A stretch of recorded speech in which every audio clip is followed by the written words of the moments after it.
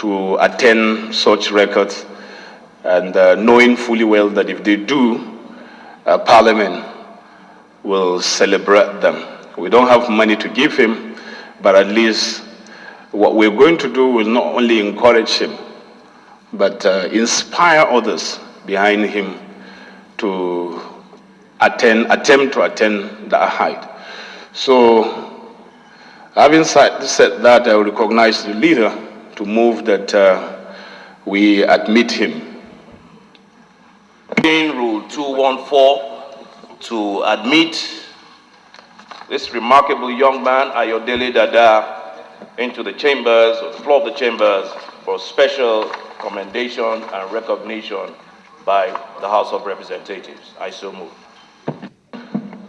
Deputy Leader. Thank you, Mr. Speaker. I rise to second the motion ably moved by the Leader of the House. Mr. Speaker, I so second.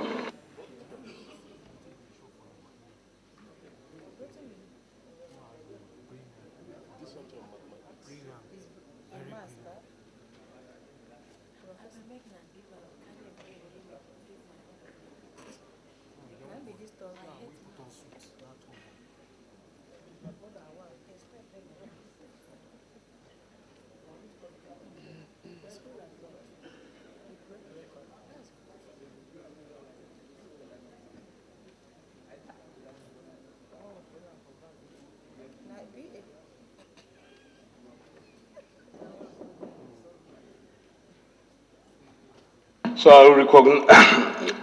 I'll call on the young man to remain standing while the leader will lead the charge.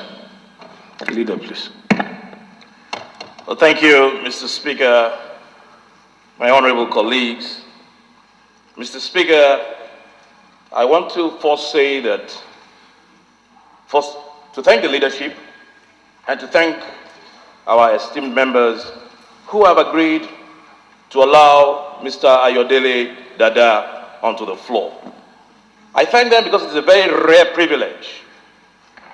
We only allow onto this floor presidents and visiting presidents, even only after suspending our rules.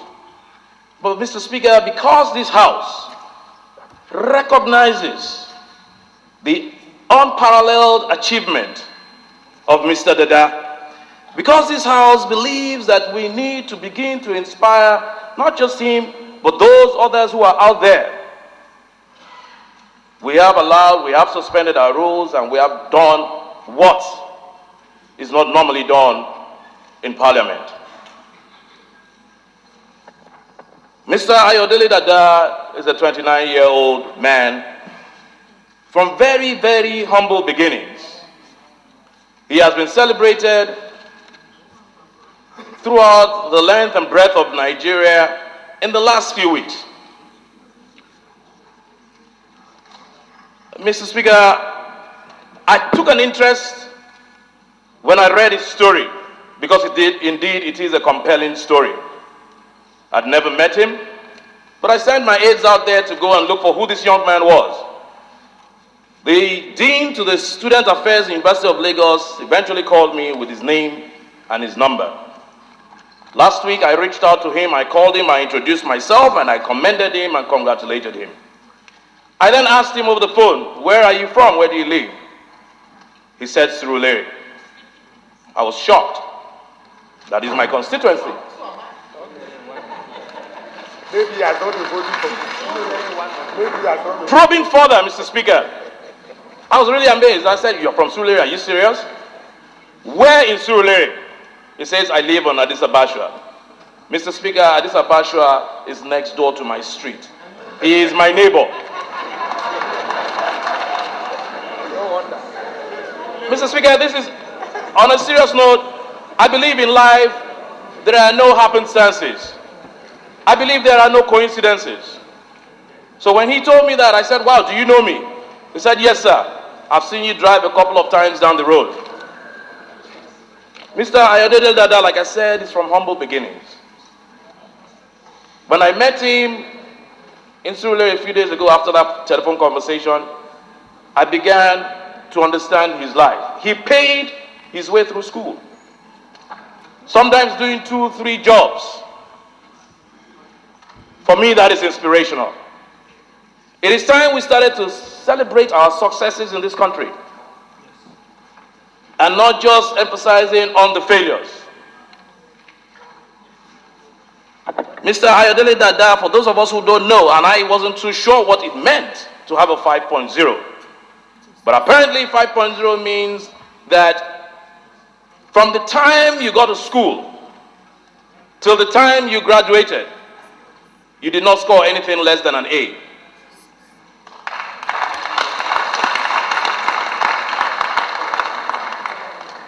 We will begin to see colleges and universities reaching out to him. He may eventually and hopefully end up in Yale and Harvard and the rest of it, which is what he told me his aspirations were. But I can bet you, Mr. Speaker, and there are many of those in diaspora, that the minute he gets there, the authorities, those who appreciate and understand and see the potential, will begin to lay claim and ownership to this young man. It is time for us to claim ownership of those who make us proud. His is indeed, like the Americans like to say, they talk about the American dream. His is indeed the Nigerian dream. And it is a dream that we must celebrate. It is a dream that we must encourage. It is a dream that we must show to others to inspire them. Mr. Speaker, I do not want to say much, but I want to commend him. I want this House to commend him. I want to commend him for, quote and unquote, our national honors, because it is well deserved. I want to wish him greater heights, because this is just the beginning of his life. I believe he will attain greater heights as he goes forth. That he be a torchbearer to his generation. He be a pace setter to those who will come behind him. I've spoken to him at length, and like I said, his story is indeed compelling. It is a story that must be told over and over again. It is a story that should reverberate around Nigeria and around the world. Because even in the United States, in Germany, in England, and the rest of it, hardly, I doubt if you will find students with 5.0. I remember when I was in school, I came very close to it, 4.9.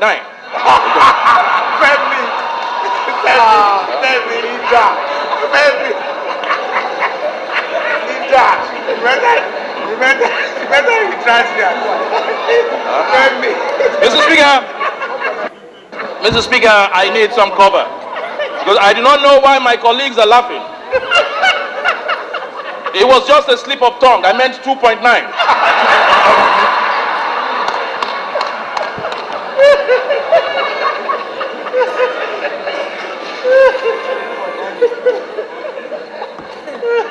And I'm sure, I don't know how many of us can boast of a 2.9, let alone a 5.0.